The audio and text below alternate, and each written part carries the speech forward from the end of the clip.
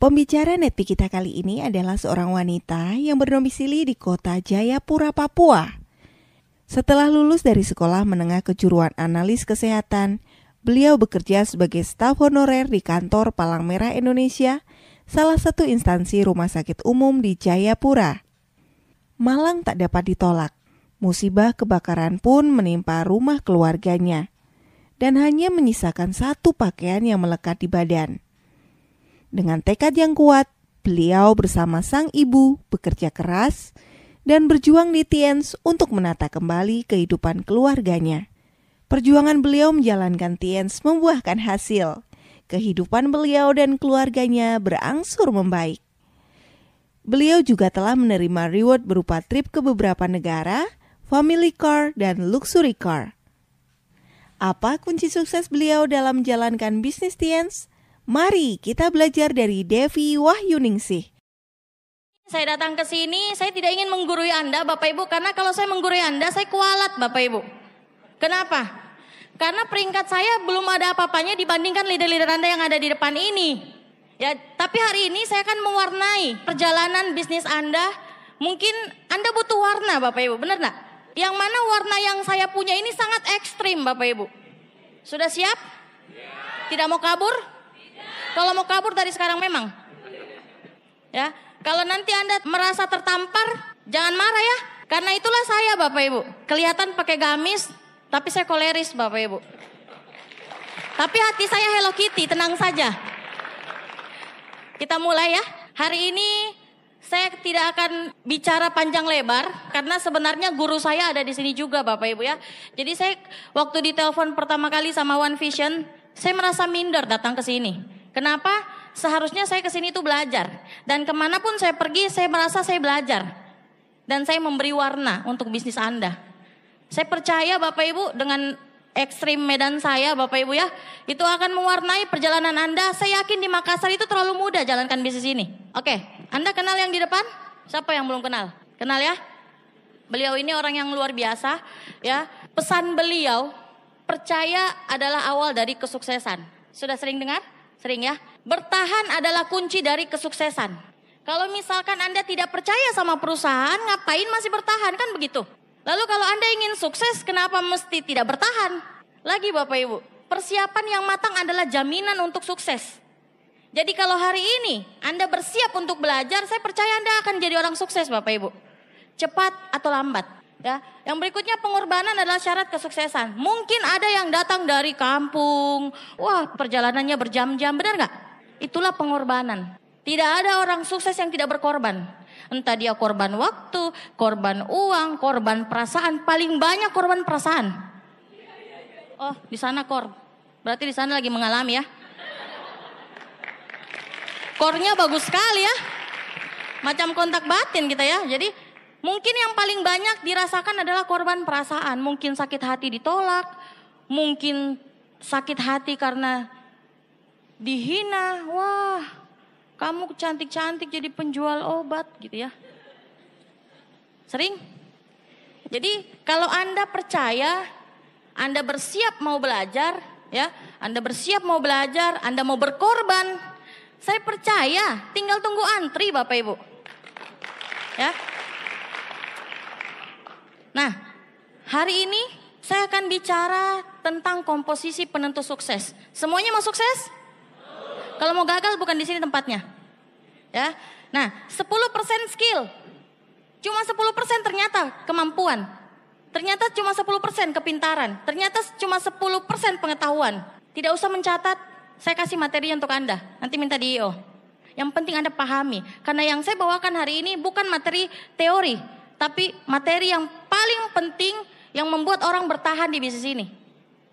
Ya, selanjutnya 90% impian dan sikap. Kalau Anda tidak punya impian Pak, Bu, Anda tidak ke sini. Jadi saya tidak bicara tentang impian, karena pasti Anda sudah hatam semua impiannya Pak Luis Tendean. Ya, benar ya? Saya akan bicara tentang masalah sikap. Dengan kerja keras orang bisa naik ke puncak. Dengan kerja keras orang bisa meraih kesuksesan. Tapi dengan sikap orang bisa bertahan. Jadi hari ini saya tidak bahas masalah teknis. Hari ini saya tidak akan bahas masalah teknis. Dan saya Kalau nilai-nilai Bapak Ibu ya, dari awal saya menjalankan usaha ini, ternyata yang merubah saya menjadi seperti ini adalah sikap. Ya. Nah, mari kita lihat 90% impian dan sikap. Impian menentukan apa yang akan Anda dapatkan dan sikap menentukan apakah Anda benar-benar mendapatkan impian Anda. Jadi penting sekali. Jadi kalau misalkan Anda bilang, yang penting kerja keras, sikap mah nanti urusan belakang. Terbalik. Yang penting sikap dulu. Kalau Anda positif, Anda betul-betul mau berubah sikap Anda, Pak, meskipun Anda tidak pintar, meskipun Anda tidak jago, Anda pasti akan jadi orang sukses di bisnis ini. Next. Yang pertama, kita lihat sikap terhadap diri sendiri. Kadang-kadang Pak, kita lupa musuhnya di dalam diri, bukan di luar. Banyak orang yang berhenti dari bisnis ini bukan karena orang lain, tapi karena dirinya sendiri. Dia cuma mencari kambing hitam, padahal susah dicari kambing hitam ya. Kalau Anda mencoba dan Anda gagal, Anda sedang belajar. Kalau Anda mencoba terus dan Anda berhenti, itu namanya apa Pak? Pecundang. Anda sudah, saya Tiansi, saya mau sukses. Terus orang negatif bilang, enggak mungkin, saya akan buktikan. Tapi pas di pertengahan jalan Anda berhenti. Orang yang negatif Pak baca pisang. Berhenti itu dari Tiansi, mari kita baca pisang. Satu hal yang paling penting di dalam sikap untuk diri sendiri Bapak Ibu. Itu satu hal adalah, kalau misalkan Anda down, apa yang Anda lakukan? Menangis? Baper? Atau dilema? Minum cyanida? Atau bagaimana? Berapa lama biasanya Anda merasa, aduh kayaknya hidup ini terlalu susah di Tiansi? Berapa lama? 1 minggu? 1 bulan? OP 4 kali alpha? Ya? Alpha dulu apain? 1 bulan. Kenapa? Habis ditolak kemarin.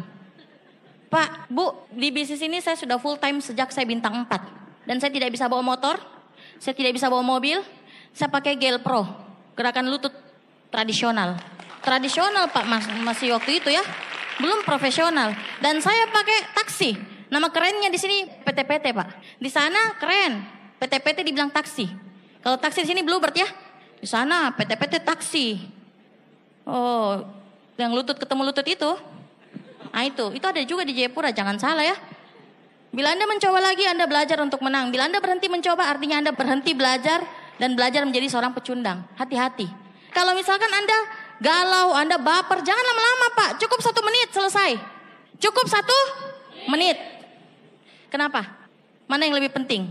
Impian atau yang tolak? Jelas impian. Kalau misalkan bapernya terlalu lama, berarti impiannya masih kecil. Butiran debu impiannya. Tapi kalau dia tidak sempat down, hati-hati. Itu impiannya lebih besar. Bahan bakarnya lebih banyak. Apinya lebih besar. Baranya lebih membara. Saya tidak pernah down masalahnya waktu itu Bapak Ibu. Dan Anda tahu, saya tinggalkan zona nyaman 2 tahun. Saya tidak nonton TV. Apalagi drama Korea, apalagi India, apalagi Turki. Itu tidak ada untuk saya Bapak Ibu. 2 tahun saya tinggalkan TV. Ibu saya beli TV hanya untuk adik saya. Karena adik saya waktu itu masih kecil. Saya bilang taruh di kamar, jangan taruh di ruang tamu. Karena kita tidak ada ruang tamu masalahnya. Kan di bawah garis kemiskinan tuh Bapak Ibu.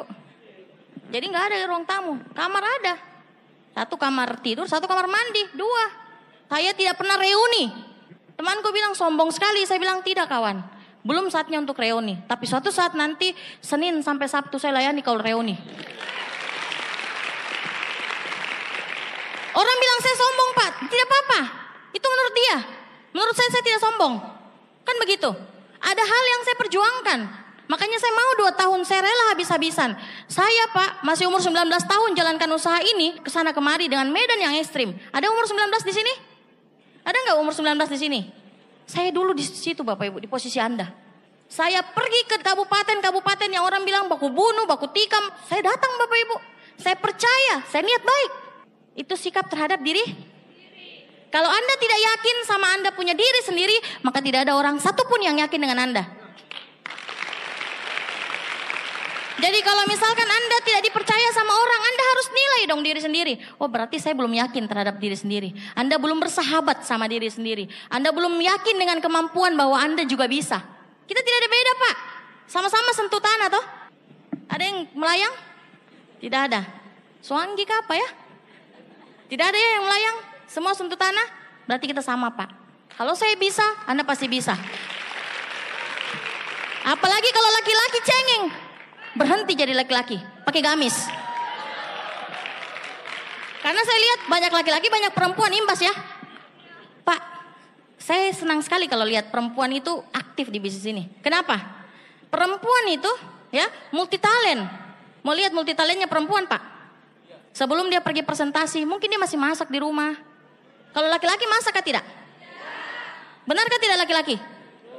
Mak, saya pergi dulu ya presentasi. Yang perempuan, mak saya cuci piring dulu mak, baru saya pergi presentasi. Benar nggak?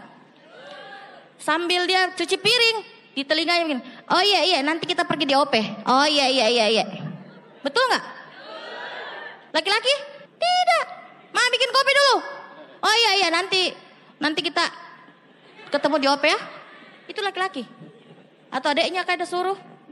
Tidak ada laki-laki Pak, masak dulu baru pergi OP. Jadi kalau perempuan seharusnya dia jalankan usaha ini harusnya lebih sukses daripada laki-laki.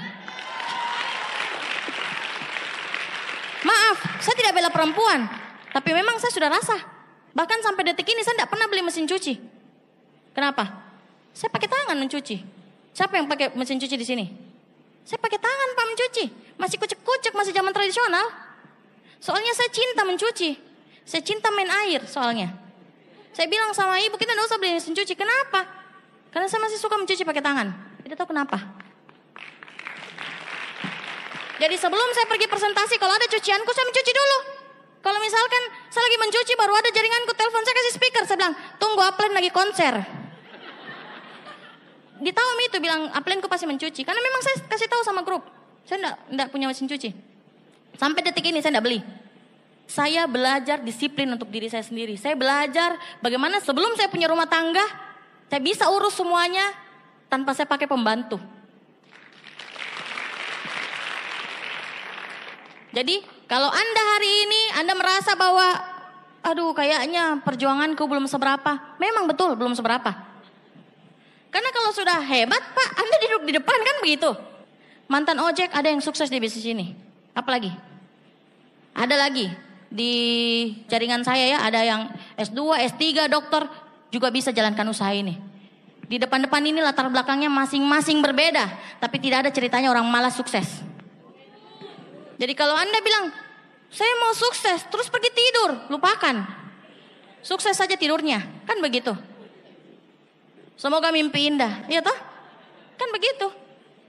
Jadi ini penting Bapak Ibu, sikap terhadap diri sendiri. Jangan pernah menghina diri Anda sendiri. Jangan pernah menghina diri Anda sendiri. Karena kalau diri Anda sendiri saja bilang, aduh saya ini jelek. Hidungku ke bawah. Memang ke bawah sih. Mataku pakai kacamata. Rambutku keriting-keriting sedikit. Bapak Ibu itu bukan salah Anda. Hati-hati. Saya dulu paling pemalu. Oh begini-begini saya juga pernah pemalu ya.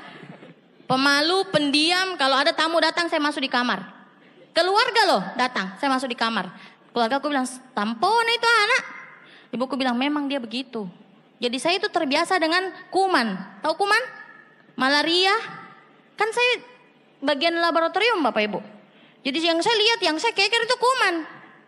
Jadi saya terbawa itu. Saya biasanya di belakang layar. Jadi itu terbawa kepada saya sampai di rumah. Tapi begitu saya mengenal bisnis ini, saya dulu Pak melankolis tanpa campuran. Kalau saya baper, saya dengar lagu, oh sembarang yang bikin saya tambah menangis. Pokoknya kalau sudah menangis paling enak sudah rasanya. Ada yang begitu di sini? Ada? Tapi ketika saya rubah semuanya Bapak Ibu, saya percaya bahwa diri saya bisa jadi orang sukses. Nggak apa-apa, manusiawi kan kalau kita baper, dengar lagu tambah menangis begitu, benar nggak? Apalagi anak muda banyak di sini. Putus cinta lah, gagal malam minggu lah, gara-gara OP mungkin, gara-gara jadwal.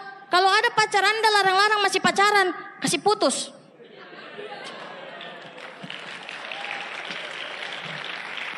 Kenapa saya bilang begitu? Masih pacaran Pak, sudah larang-larang. Siapa kok? Bener gak? Makanya jadi perempuan harus punya penghasilan. Supaya makan tidak usah ditunggu dibayarin.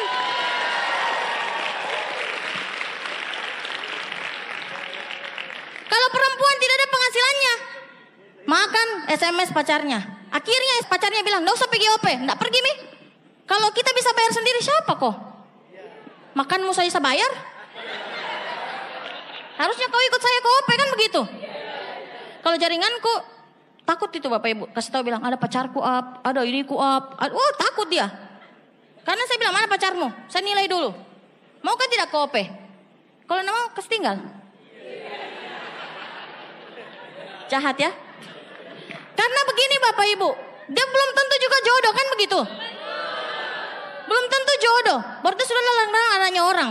Yang kasih makan juga mamanya kan begitu. Jadi saya bilang, itu pacar hanya hiasan tanpa, ya ibarat kata kalau kau lagi tidak ada jadwal baru lihat-lihat itu pacarmu. Kalau ada jadwal enggak usah lihat lagi, pergi jadwal. Saya begitu Bapak Ibu soalnya. Tidak tahu kenapa ya, tidak tahu kenapa. Karena kalau saya pacaran saya jarang sekali minta. Bilang belikan saya kayak ini, aduh anti. Apalagi kode keras, istilah sekarang. Pasang-pasang status supaya pacarnya baca. Ditak-tak lagi ya. Ada HP bagus. Supaya supaya ditak-tak kan. Supaya pacarnya merasa kan. Terus dia kasih hashtag kode keras. Kasihan ya kalau lihat wanita seperti itu. Saya kasihan Bapak Ibu. Saya bilang ini wanita paling tolol sedunia sudah. Karena wanita sekali dia berjuang, dia akan lebih sukses daripada laki-laki. Sikap terhadap orang lain. Sikap terhadap orang lain. Perlakukan orang lain sama seperti Anda ingin diperlakukan. Jangan cubit orang lain kalau Anda tidak mau dicubit. Jangan sakiti hatinya kalau Anda tidak mau disakiti. Jangan tampar orang lain kalau Anda tidak mau ditampar. Anda tidak mau dihina, jangan hina. Selesai perkara. Misalkan datang penagih sumbangan, jangan tolak. Kasih duduk, kasih minum. Kalau Anda tidak punya uang, kasih minum. Kalau Anda tidak punya sesuatu, jangan. Tidak. Kelihatan sekali miskinnya. Kasih duduk, kasih minum. Kalau ada penjual kosmetik datang ke rumah Anda, kasih duduk, kasih minum. Minimal kasih minum. Selesai. Sikap terhadap orang lain. Perlakukan orang lain sama seperti Anda ingin diperlakukan. Saya dulu Pak, waktu tidak ada ini, saya belum dapat materi ini. Ya saya belum lakukan ini Bapak Ibu. Saya lihat orang. Ya kalau sumbangan datang, saya bilang, tunggu dulu. Tidak bisa, saya sudah menyumbang, padahal belum. Tidak tahu kenapa Bapak Ibu. Saya terlalu kalau mau dibilang, saya jauh dari lingkungan sosial tuh saya jauh. Saya tidak mau berkumpul dengan teman-teman, bergaul. Enggak, sahabatku tuh cuma bisa dihitung jari. Itu saya. Kalau orang bilang kuper, ya itu sudah. Kurang pergaulan. Tapi kalau status saya tidak kuper Bapak Ibu ya. Kalau ngupdate ya berita baru saya tidak kuper. Saya kupernya hanya pergaulan. Tapi kalau informasi saya tahu Bapak Ibu. Soalnya saya melankolis kan. Orang melankolis kan, stalkingnya kencang. Benar nggak? Diam-diam dia stalking. Oh ini begini. Sekarang zamannya bilang baper, kekinian, kode keras. Saya tahu juga itu Bapak Ibu ya. Begini-begini saya suka stalking. Apalagi stalking orang-orang yang like status ya. Enggak Bapak Ibu bercanda. Kita lihat sikap terhadap orang lain ya. Sikap terhadap orang lain yaitu upline. Penting gak ini? Penting. Anda upline atau downline? Dua-duanya. Sikap terhadap upline yang pertama, upline bukan atasan. Upline bukan atasan. Jadi kalau ada upline bilang, bawakan dulu ini tasku, nggak usah dibawakan. Beda. Ada yang bagus diedifikasi, ada yang tidak. Ada juga itu upline tukang suri-suri. Saya lihat di Jepra ada Bapak Ibu. Ambil dulu itu. Wih, upline ke bos. Kalau Anda mau minta tolong, gunakan kata. Tolong, terima kasih, minta maaf. Minta maaf, tolong ambilkan itu. Minta maaf, tolong bantu saya itu. Terima kasih setelahnya ya. Jangan lupa terima kasih. Perbanyak kata 3 itu. Minta maaf, tolong, terima kasih. Selesai. Berikutnya, upline tidak bertanggung jawab atas kesuksesan Anda. Namun upline yang paling peduli pada kesuksesan Anda. Sejak saya gabung di Tiansi, saya lebih dekat dengan upline saya daripada sepupu saya. Pasti Anda juga sama kan? Upline itu nelpon tidak pakai waktu. Kecuali kita tidak angkat, dia tahu kita tidur mungkin. Tapi dengan sepupu saya tidak dekat Bapak Ibu. Dekatnya malah dengan upline. Saking nyamannya. Kalau Anda sudah ketemu sama upline yang nyaman, saya percaya Pak, tidak lama-lama Anda gantikan upline Anda. Supaya Anda nyaman dengan upline, jadilah pengikut yang nyaman. Begitu, simple. Sebelum kita diikuti, kita mengikuti kan begitu. Ketika Anda ingin menyakiti upline Anda harus sadar bahwa Anda juga upline. Pembalasan lebih kejam daripada pembunuhan. Upline itu seperti orang tua kita di bisnis ini. Orang tua kedua, meskipun dia masih muda, itu orang tua. Kenapa? Pada saat kita baru lahir di bisnis ini, Pak, kita kayak bayi, bener nggak? Nggak tahu apa-apa, masih unyu-unyu ya, masih baper, masih suka galau, setiap menit galau. Seperti bayi, kita mau naik sepeda diajarin, dituntun, wah kamu harus begini, 7 langkahnya begini, ke pertemuan harus pakaian begini, bener nggak? Lalu kenapa Anda patotoai? Biasanya apa yang bilang, pakai baju begini ya? Saya malas, pakai baju ini saja yang saya suka. Jangan Bapak Ibu, hati-hati, nanti dibalas. Saya takut Bapak Ibu. Saya takut keras kepala dengan upline. Kenapa? Saya pasti dibalas. Itu sudah pasti. Ada namanya hukum alam. Sudah dibalas, pasti dibalas. Kita bikin, pasti dibalas. Lebih parahnya, hukum alam berbandingnya lebih banyak Bapak Ibu. Kita baru bikin 1, downline saya bikin 10. Itu masalahnya. Jadi tidak usah macam-macam lagi sama upline. Ada biasa bisikan-bisikan maut di belakang. Kalau upline suruh begini, upline bilang begini, dia berbisik-bisik dengan dirinya sendiri. Orang negatif, maklum. Orang negatif biar masuk neraka, surga juga negatif. Dia bilang, begini di surga. Itu orang negatif. Seperti itu. Jadi hati-hati. Yang pertama, jangan sampai Anda negatif sama upline. Ya, sudah Anda berterima kasih kepada upline Anda. Saya kalau berterima kasih Pak, sampai keluar dari mata saya sama upline. Saya sudah kehilangan upline paling dekat ya Dokter Budi. Saya bersyukur waktu itu saya bisa lihat dia yang terakhir. Saya dari Jayapura, 3 hari sebelum saya ke China 2015, saya lihat mayatnya di Bandung. Saya menangis Pak kalau bicara terima kasih ke upline. Karena saya ini sampah yang diangkat Bapak Ibu sama upline saya.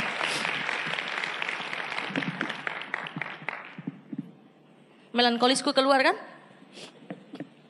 Saya kalau bicara upline Bapak Ibu begitu.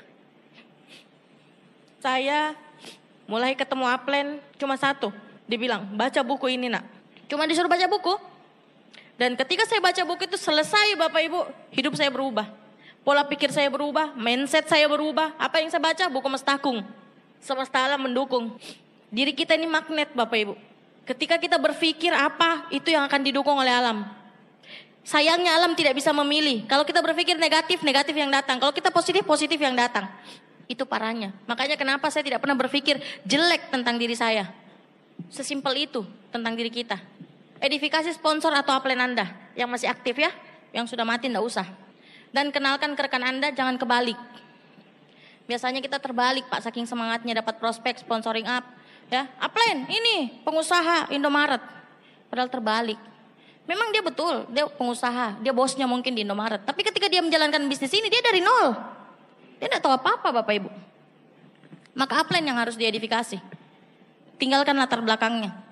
Mau dia pengusaha, mau dia pejabat, mau dia 01, 02, 03. Tinggalkan Bapak Ibu. Kenapa ketika dia masuk di bisnis ini dia nol. Dia tidak tahu apa-apa, benar gak? Bahkan presentasi pun diajarin mungkin. Jangan terbalik edifikasinya. Karena edifikasi itu, edifikasi Anda bagus, upline Anda bagus. Edifikasi Anda jelek, upline Anda pasti tidak maksimal. Seperti ini Bapak Ibu, pisau. Ketajaman upline Anda berbicara dan langsung closing Bapak Ibu, itu adalah edifikasi. Jadi edifikasi itu seperti pisau Bapak Ibu. Kalau Anda edifikasinya salah, pisaunya tumpul. Upline Anda bilang, woi kita perusahaan bagus Pak, begini Pak, produknya luar biasa. Tumpul Pak pisaunya. Karena apa? Edifikasinya terbalik. Tapi kalau edifikasi Anda benar, barusan upline Anda bilang ini perusahaan bagus Pak. Oh iya kah? Saya percaya. Tajam Pak pisaunya. Pak, closing. Jadi jangan salah mengedifikasi. Jangan kebalik. Ya, jangan over edifikasi. Saya paling benci sekali dengan downline kalau dia edifikasi fisik Pak. Uplineku yang paling ganteng. Padahal jelek Ji. Jangan edifikasi fisik. Itu tidak layak di bisnis ini. Kenapa? Karena semuanya akan jadi bagus, akan jadi tampan ketika mereka sukses.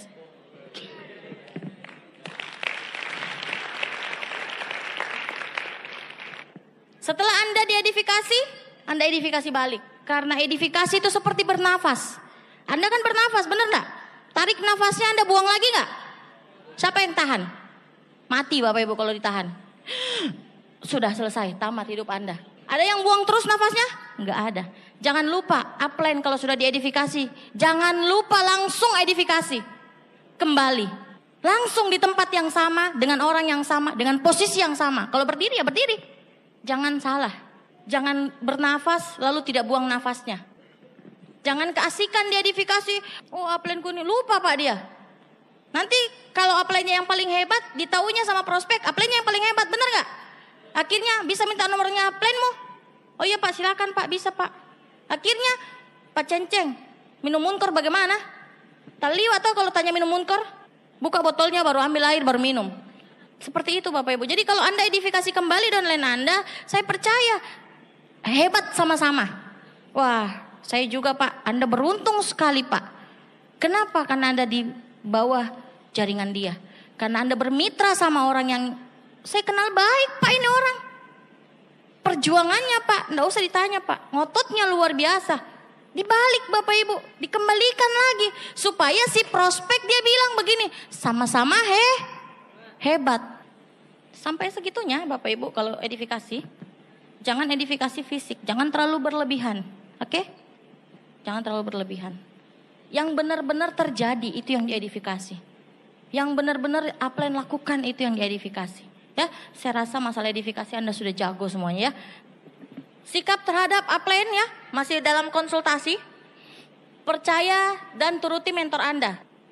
Sikap terhadap upline ketika Anda konsultasi, kalau upline bilang turun kok ke bawah, kedalaman sekian, turun di situ, turun Bapak Ibu.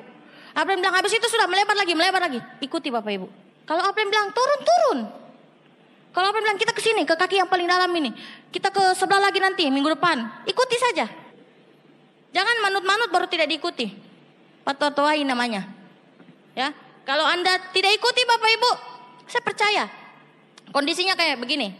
Anda jalan terus, upline bilang turun, Anda lurus saja. Kayak begini Bapak Ibu kondisinya.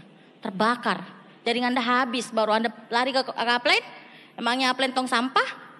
Seperti itu. Jadi jangan sampai kena masalah baru lari ke upline. Ada lagi yang lucu Bapak Ibu ya. Biasa kan kalau orang mau kejar challenge, konsultasinya sebelum atau sesudah? Sebelum kejar challenge, bener gak? Kalau sesudah kan namanya informasi kan, betul gak? Saya bilang sama downline, jangan kebalik. Kalau mau kejar challenge, dari sebelum. Kalau sudah terakhir, upline, saya kurang 1 royalku, itu informasi. Sekedar menginformasikan. Kalau sudah H-2 Pak, kita bisa bikin apa? Betul gak? Bukan Anda saja kan yang mau diurusin oleh upline. Banyak jaringannya upline. Jadi konsultasi sebelum kejar challenge. Upline itu seperti CCTV. Dia bisa lihat slacknya Anda. Dia bisa lihat kelemahan Anda yang Anda tidak bisa lihat. Upline itu seperti pelatih kalau di luar ring Bapak Ibu. Anda kan tidak tahu toh model prospek seperti apa. Melankolis kah, pragmatis kah, koleris kah, sanguin kah. Kita tidak tahu, tapi upline Anda mungkin bisa tahu. Dan Anda punya kelemahan mungkin koleris, ketemu melankolis, habis orang melankolis ya. Itulah upline. Upline itu seperti CCTV. Dia bisa melihat. Dia bisa melihat sedalam apa Anda mampu menghadapi sesuatu. Itu upline. Anda semua upline kan? Iya. Jadi kalau upline bilang ikut-ikut saja. Nanti kasusnya kayak begitu tadi ya. Harusnya 1 kali saja belok, ciut, hilang. Tapi ini butuh berkali-kali. Itulah upline. Upline itu seperti CCTV. Seperti pelatih kalau di luar ring. Seperti pelatih kalau di dalam permainan sepak bola. Dia bisa lihat, wah gawang sana begini dia. Wah orang sana begini. Wah downline-ku begini, anak muridku begini. Seperti itu Bapak Ibu. Dan itu Anda tidak bisa lihat. Hanya upline yang bisa lihat. Kenapa? Upline sudah melalui apa yang Anda baru mau lalui. Itu saja perbedaannya. Mereka sudah lewat apa yang Anda mau lewati. Sikap terhadap orang lain yaitu downline. Downline bukan bawahan. Mereka adalah mitra kerja Anda. Pada saat Anda mengajak mereka bergabung, Anda memberikan harapan pada mereka. Jangan kecewakan mereka, bantu meraih impiannya.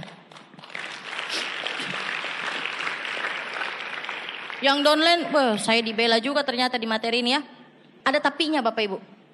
Membantu downline sampai mereka bisa mandiri adalah kewajiban Anda selama downline Anda mau bekerja sama dalam koridor sistem. Beli starter pack, jangan Pak, pinjam saja, berhenti. Berhenti. Tidak bisa dibantu yang begitu. Tidak satu visi soalnya. Anda Bapak Ibu sudah luar biasa visinya, terus Anda ketemu dengan orang yang tidak satu visi. Capek nggak? Capek. Anda follow up terus downline Anda yang tidak mau ke pertemuan. Setiap habis pulang NDT Anda cerita di sana. Tadi NDT 3 sesi, ada orang bawa impian, bagus. Anda mau begitu setiap saat? Mau nggak? Cari yang satu? Berarti Anda harus seperti itu Bapak Ibu. Anda mau downline Anda pertemuan nggak? Anda ke pertemuan dong. Saya nggak pernah tinggalkan pertemuan. Malam Minggu, malam Selasa, malam Senin, semuanya saya datangi Bapak Ibu. Waktu saya di Jogja, saya bingung pergi OP. Mungkin 1 minggu 4 kali saya OP. Karena memang terlalu banyak OP di sana. Kalau di Jayapura sekali seminggu. Tidak urus Bapak Ibu, malam Minggu, malam Senin, ladies night, tidak peduli. Kenapa? Karena sekarang sudah rasa malam Minggu semuanya. Ternyata setelah disurvei, waktu yang berkualitas adalah Senin sampai Kamis. Karena disitulah orang tidak ada di mall, nonton, kolam renang, tidak ada Bapak Ibu.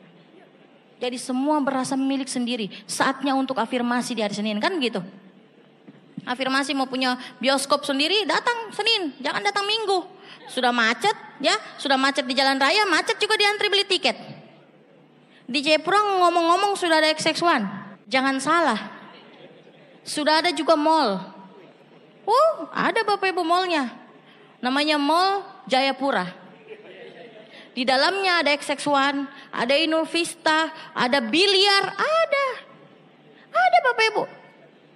Tapi tiketnya 75.000 satu kali nonton. Dan saya bersyukur sekali waktu masih dalam masa pembangunan, saya masih dalam masa proses perjuangan. Saya bilang jadi mall itu ada uangku. Memang saya target Bapak Ibu sebelum mall itu ada saya harus sukses. Kenapa? 75 rasa 25. Bayangkan kalau saya satu keluarga Pak pergi nonton. Habis 1 juta Pak. Popcornnya saja 100 satu ember. Ember kecil. Popcorn gitu. Jagung tembak saja Bapak Ibu. Jadi saya dipaksa untuk cepat sukses. Karena saya hidup di Papua Bapak Ibu. Biayanya mahal. Anda bisa bayangkan? Sekali nonton Pak. Itu rasa Pak. 1,5 juta.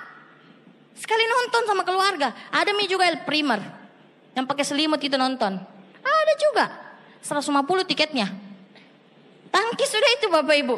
Ya, mungkin Anda pas nonton habis uangnya Bapak Ibu. Belum lagi pacarnya mau popcorn ya. Tidak mungkin beli popcorn tidak beli minum. Benar enggak? Minum satu paling murah minum itu Ades 30.000. Di sini harga bandara toh. Di sana harga dalam kota. Jadi kalau Anda bawa uang pas-pasan, Anda lihat saja orang makan di samping kanan kiri. Anda bilang, "Yang sabar. Kita bawa makan dari rumah." Nggak bisa. Nggak bisa Bapak Ibu, nggak bisa curang, diperiksa di luar. Di Jayapura mahal Bapak Ibu biaya hidup. Jadi kalau Anda bilang, kenapa Bu Devi bisa seperti ini? Saya terpaksa Bapak Ibu. Sebelum semuanya jadi indah di Jayapura, saya harus sukses. Supaya saya bisa menikmati itu.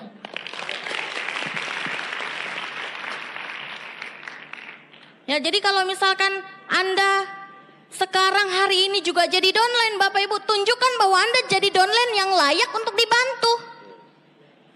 Gampang kalau mau curi perhatiannya upline, enggak usah ditelepon, buktikan saja di Timis Bapak Ibu. Upline, downline ada omsetnya banyak, saya tidak pernah bantu. Langsung Anda ditelepon Bapak Ibu. Bagaimana? Apa yang perlu saya bantu? Kan itu namanya mencari perhatian upline. Benar gak? Upline Anda itu sibuk Bapak Ibu, sibuk. Maka cepat-cepat sibukkan diri Anda, jadi mandiri, presentasi sendiri, berdiri di kaki Anda sendiri, dan buktikan sama omset upline Anda yang cari. Tidak melakukan pinjam meminjam uang. Ini bahaya sekali Bapak Ibu. Upline, utang dulu, OP.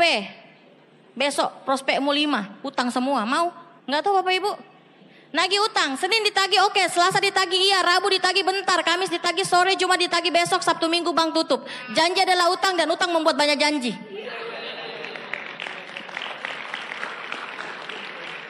Benar gak? Sabtu Minggu bank tutup. Banyak janji Pak. Pas di SMS, ditakut ditagih. Padahal kita mau kasih informasi, ada pertemuan bagus. Pada downline-nya kita bilang, aduh saya ditagih sudah ini. Lari Bapak Ibu ya. Pergi tanpa pamit. Muntaber, mundur tanpa berita. Tetanus, terdaftar tanpa bonus.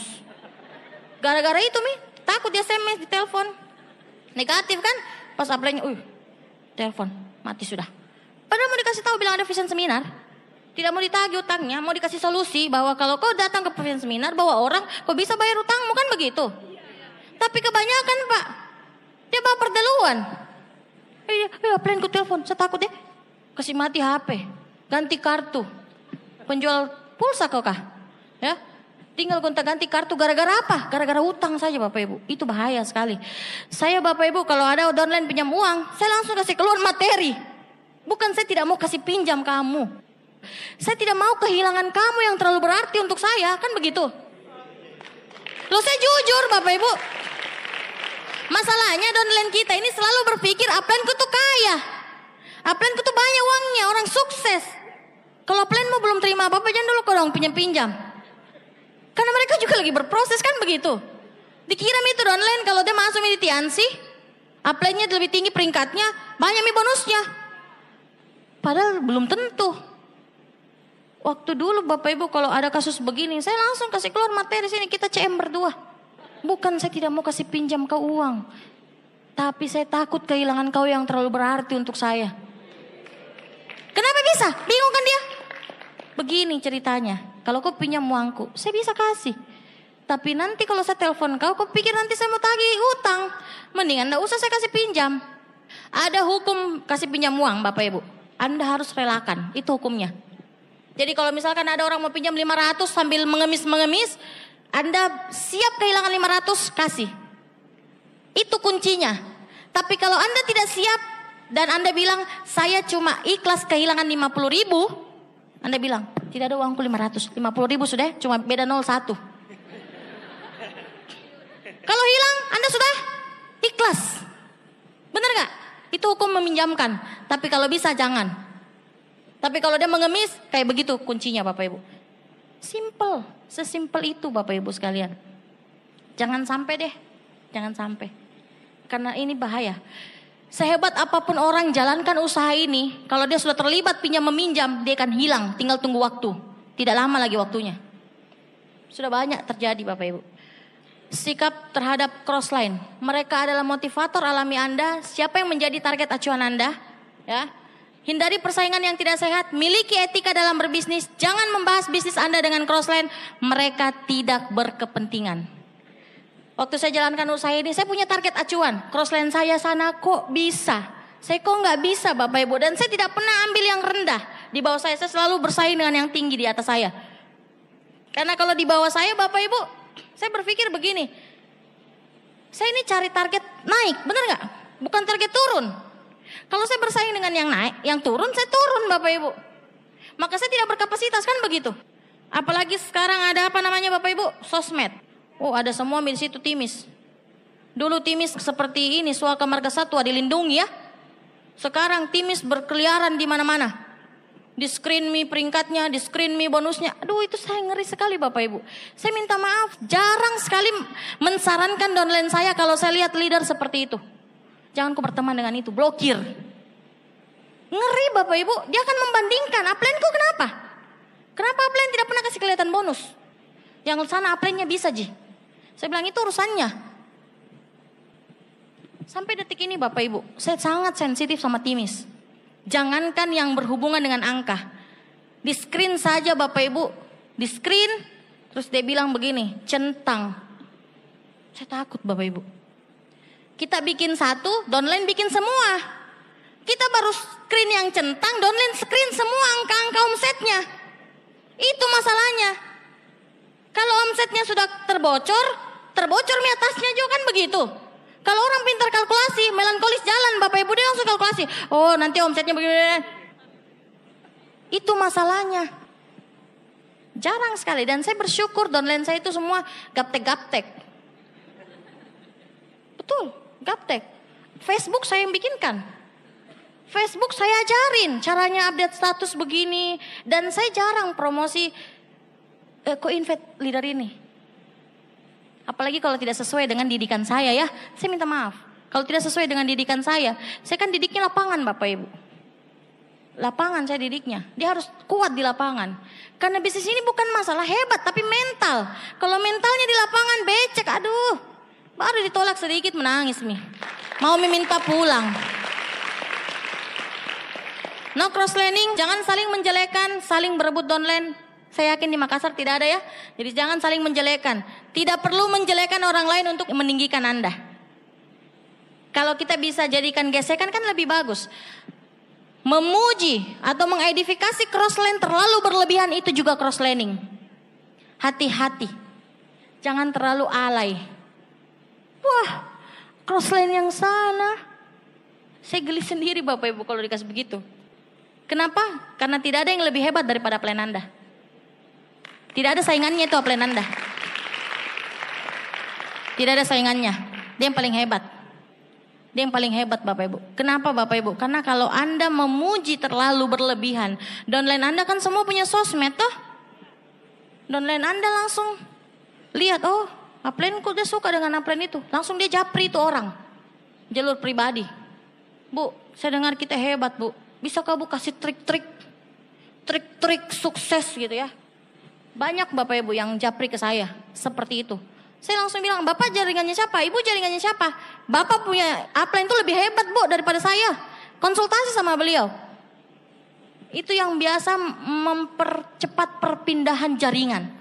Gara-gara itu Bapak Ibu. Itu bahaya. Anda pakai sosmed semua?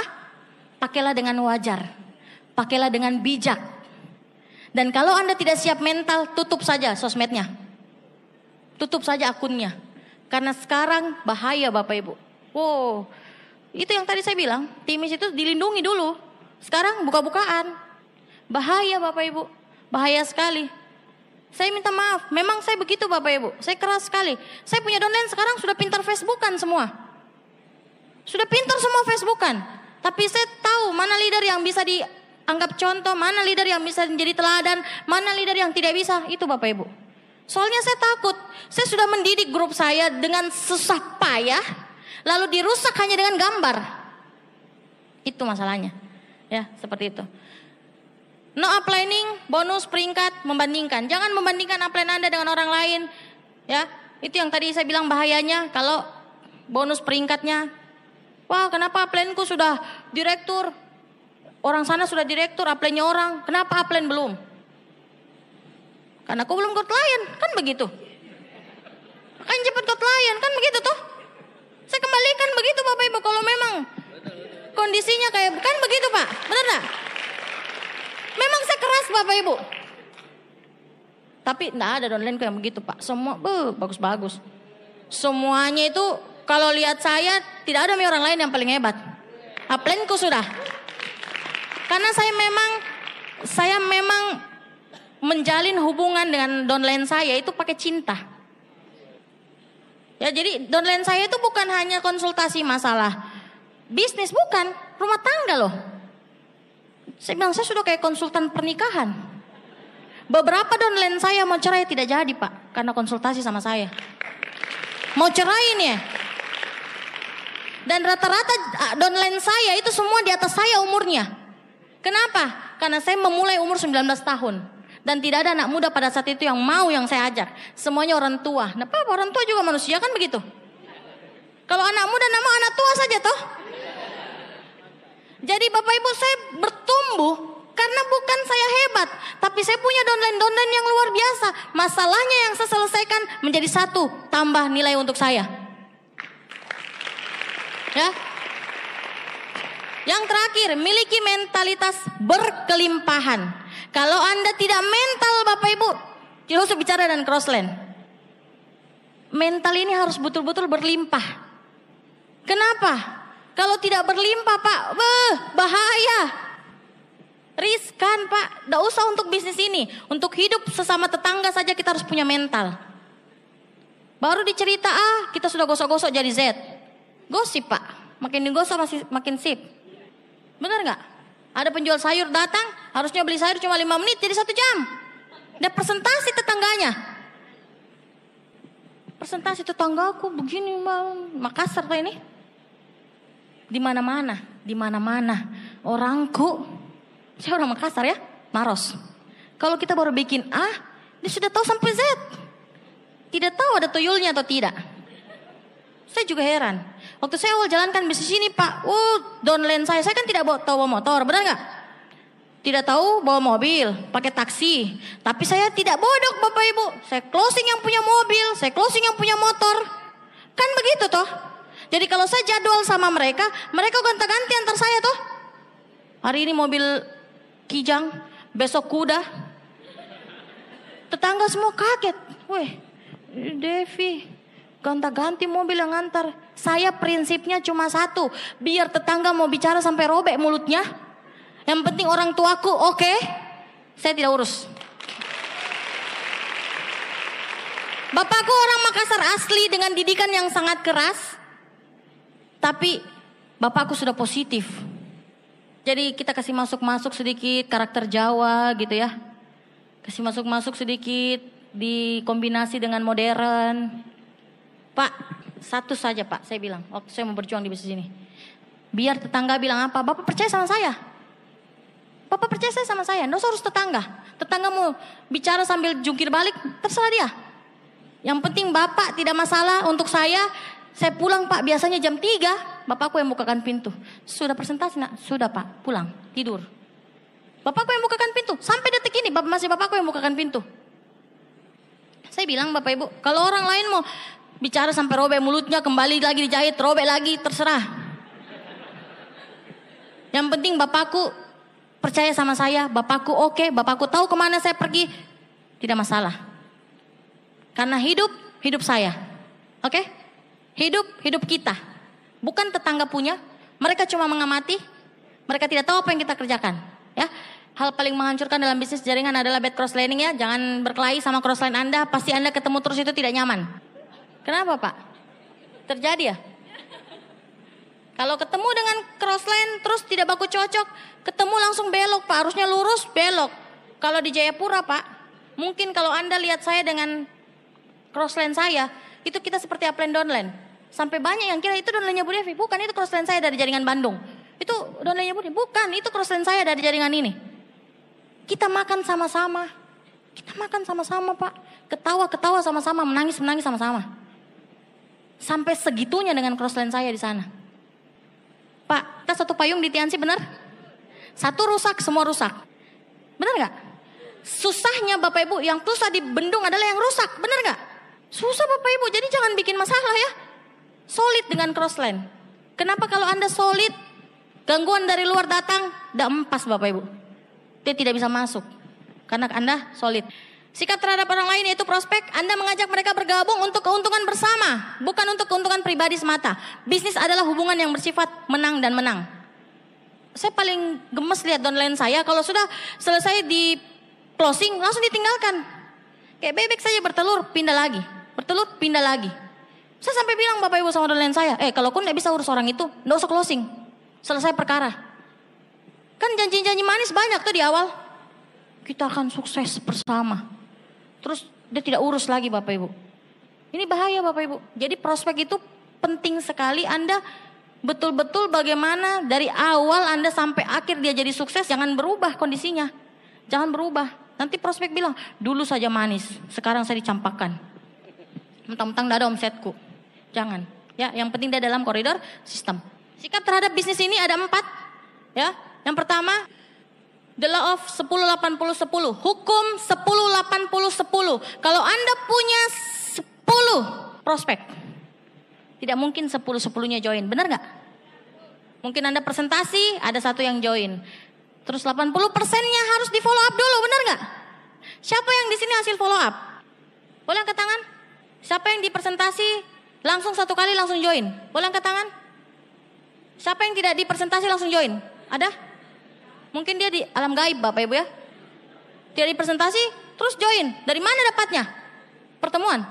Pertemuan? Berarti ada yang ngajak kan, benar nggak? Yang berikutnya mungkin perlu beberapa kali. Yang berikutnya ada yang 10% tipe karakter manusia. Meskipun Luis tendean di hadapannya. Ini sudah terima ini. Enggak. Ada enggak? Meskipun Mr. Lee turun Bapak Ibu. Tidak mau. Tidak mau ya tidak mau, kan begitu toh. Kan tidak semua orang mau menerima, benar gak? 10% saat ini tidak akan mau bergabung. Itu ada Bapak Ibu. Jadi kalau saya waktu itu Bapak Ibu, saya sudah mengerti hukum ini. Begitu saya presentasi ada yang tidak mau, saya bilang 10% belok. Sakit hati gak? Saya susah sakit hati soalnya Bapak Ibu. Susah sekali, baper saya dulu. Kenapa? Saya ingin ini orang tuaku nih cepat-cepat umroh. Jadi kalau misalkan saya setengah mati follow up, saya bilang oh ini mungkin 80% orang. Saya sudah tahu hukumnya. Saya sudah tahu hukumnya, maka saya tidak sedih ketika saya ditolak. Selanjutnya, ya 90-10, hukum 90-10. Kalau Anda punya kaki langsung 10, mungkin cuma satu yang jadi leader. Tidak usah menangis. 9-nya kenapa? Coba kayak yang satu. Tidak usah menangis Bapak Ibu.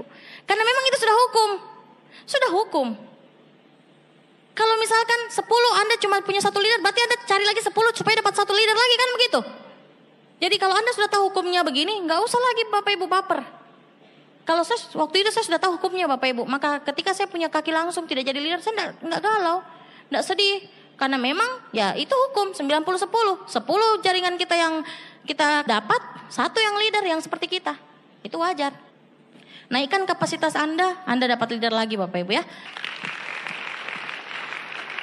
Hukum fokus, banyak orang yang kejar challenge tidak fokus. Sebenarnya perbedaan orang yang lolos dengan tidak hanya masalah fokus. Orang yang lolos dia tidak peduli orang lain. Dia fokus sama apa yang dia kejar. Benar nggak? Ketika saya kejar luxury card, saya tidak peduli Bapak Ibu ini jatah 20. Saya ingat, oh Pecenceng hebat. Oh ada hebat lagi yang di Bandung. Jualannya online kencang sekali. Oh yang saya tidak urus itu Bapak Ibu. Saya cuma berpikir 20, 19 sisanya orang lain. Sisanya satu untuk saya. Selesai. Fokus toh. Waktu itu saya bilang, Bun, 20 luxury card, 2 untuk kita, 18 untuk orang, terserah siapa yang 18-nya. Yang penting 2 untuk kita. Ini loh Bapak Ibu, mulut itu bahaya sekali kalau bicara. Hukum, alam. Ya, seperti ini ya Bapak Ibu, kalau Anda taruh kertas di bawah sinar matahari, ada kaca louvnya pasti terbakar karena fokus. Next, hukum biji-bijian.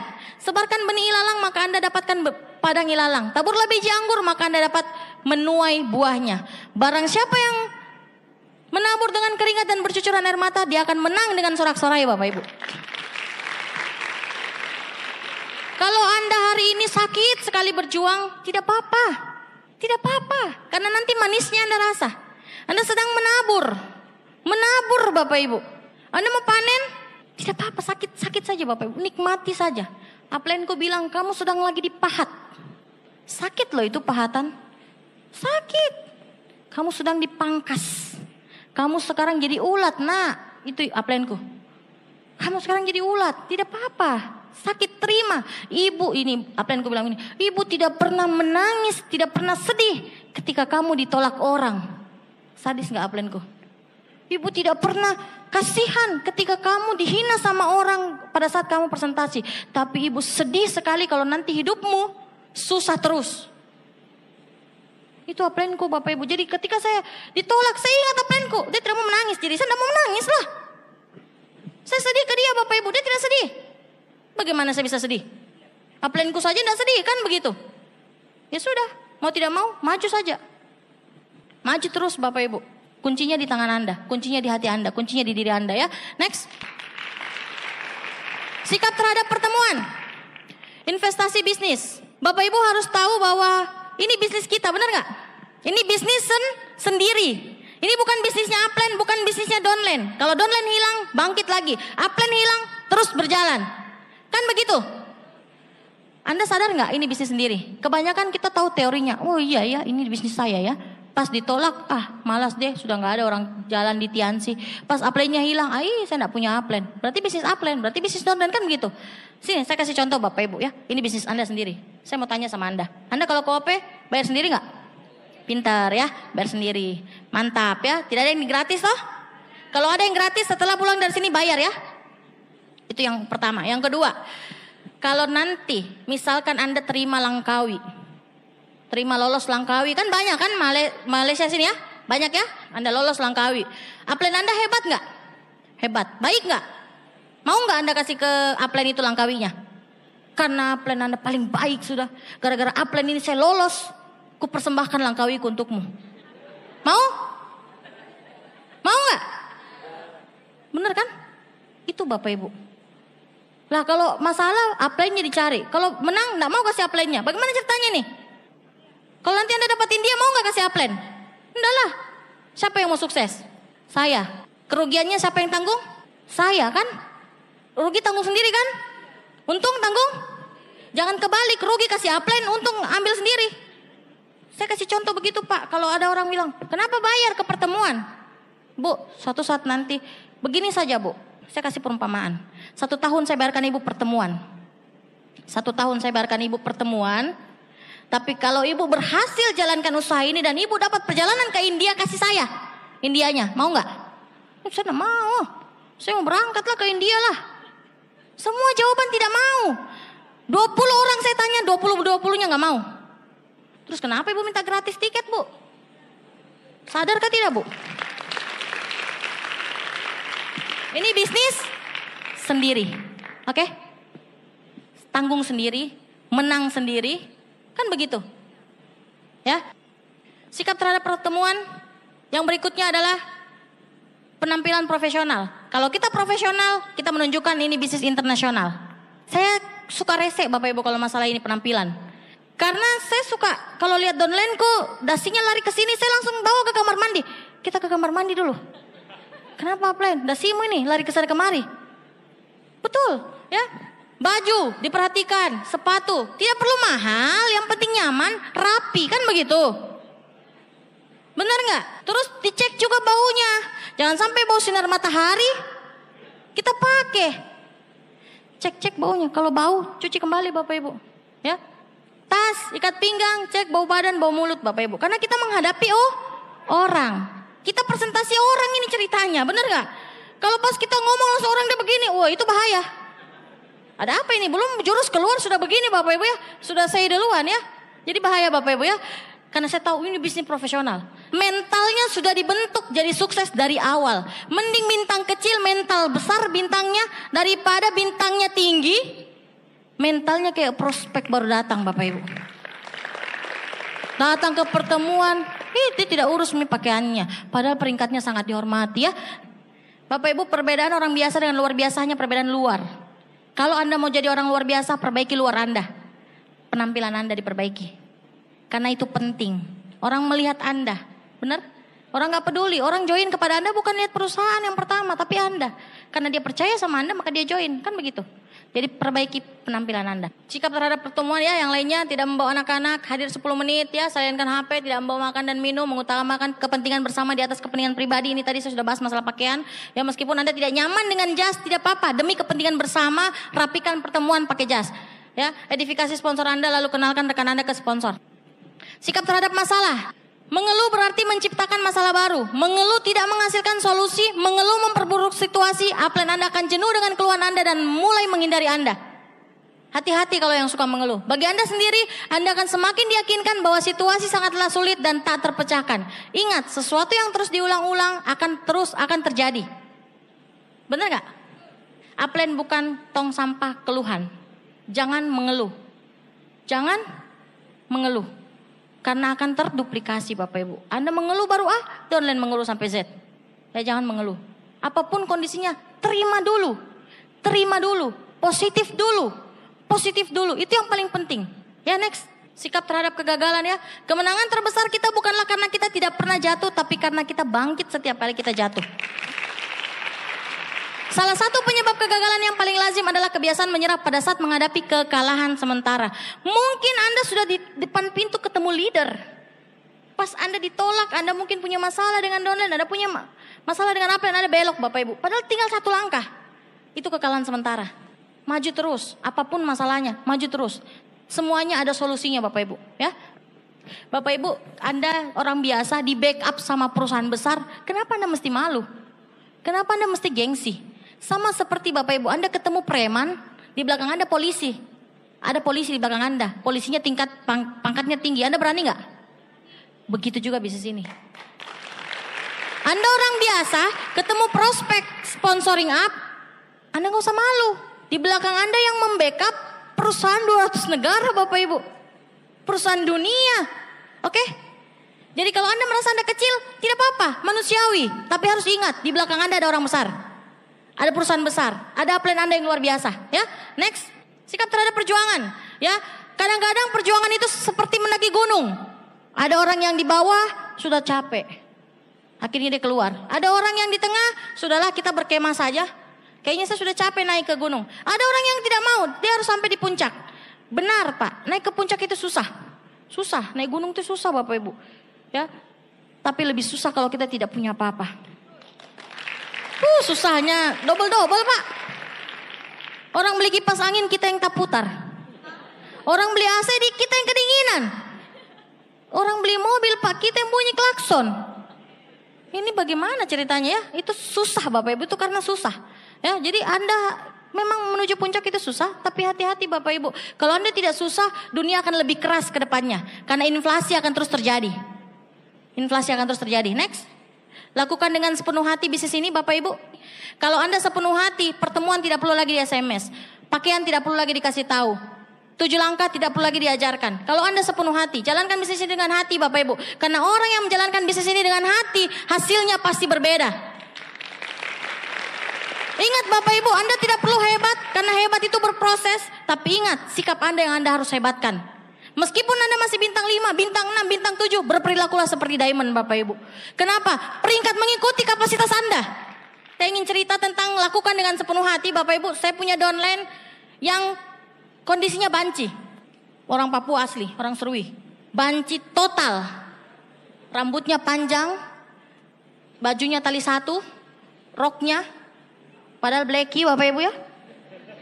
Sepaha. Haknya Pak, kala-kala tingginya sepatuku 10 cm. Anda tahu nggak waktu saya ketemu dia?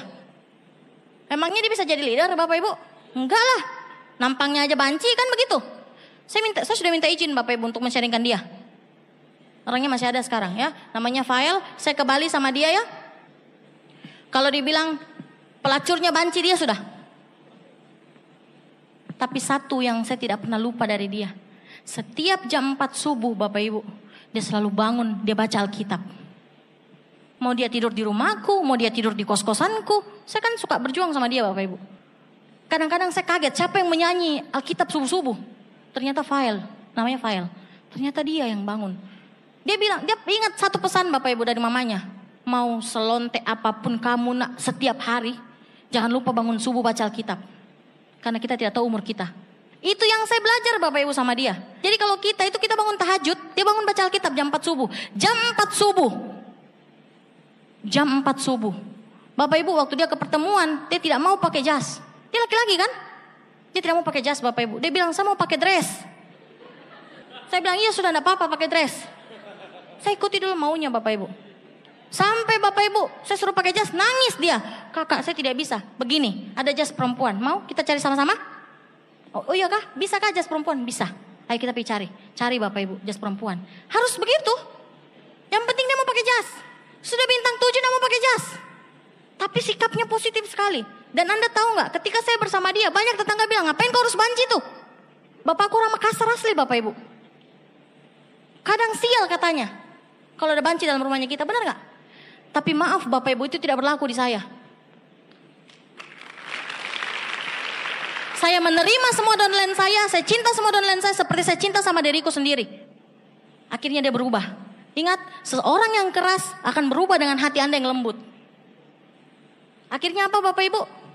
Akhirnya sekarang dia sudah pakai jas. Lihat dong. Berubah Bapak Ibu ya. Lihat.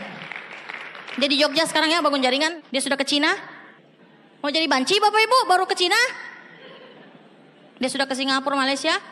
Dia sudah pegang-pegang Mr. Lee. Anda sudah belum? Belum tah? Oh jangan salah Bapak Ibu, jaringan saya yang ini buas ya. Dia sudah foto dengan DJ Yasmin. Paling teachable. Apapun yang dia konsultasikan ke saya, dia selalu ngomong Bapak Ibu, dan dia selalu lakukan. Gampang kalau saya mau tahu dia masih banci atau bukan. Saya tanya, mau nikah di mana? Kalau dia masih bilang Belanda, masih banci. Tapi sekarang ada pacarnya, perempuan pacarnya. Sekarang dia menjadi aktivis gereja. Hidupnya kelam Bapak Ibu. Hidupnya kelam. Tapi hati merubah semuanya. Kalau Anda jalankan dengan hati bisnis ini, Anda sikapi seperti Anda seorang leader Bapak Ibu. Siapapun yang Anda datang kepada Anda terima Bapak Ibu. Terima dulu. Mau dia banci juga manusia Bapak Ibu. Dia juga mau berubah. Dia sampah masyarakat yang selalu dihina. Tapi keluarga saya selalu menerima dia. Sampai sekarang dia jadi seperti itu dan dia calon Bronze Lion Bapak Ibu. Grupnya berkembang sampai di Flores. Sekarang dia bangun jaringan di Jogja. Bapak Ibu, satu hal yang saya belajar dari dia. Dia tidak pernah makan hati dengan orang yang bilangnya dia banci. Dia selalu terima. Saya bilang terima dulu dek, terima dulu. Kalau kau terima, kau tidak akan sakit hati. Karena itu obatnya kita. Terima dulu. Dia adik di bawah saya, 1 tahun bedanya. Saya bilang terima dulu. Kalau kamu sudah terima, saya percaya suatu saat nanti semua orang akan angkat topi dengan kamu. Bapak Ibu, mamanya kalau ketemu saya menangis. Terima kasih sudah rubah anak saya. Dia tidak dianggap